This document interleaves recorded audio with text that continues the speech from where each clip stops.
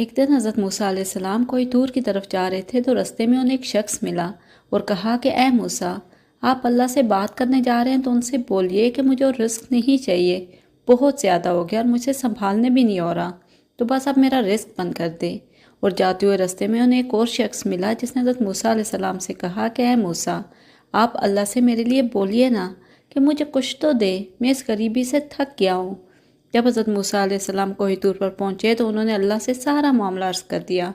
تو اللہ نے فرمایا کہ پہلے بندے سے کہنا کہ تو میرا شکر ادا کرنا بند کر دے، میں تیرا رزق بند کر دوں گا، اور دوسرے کو بولنا کہ میرا شکر ادا کرنا شروع کر دے، میں تیرا رزق کشادہ کر دوں گا۔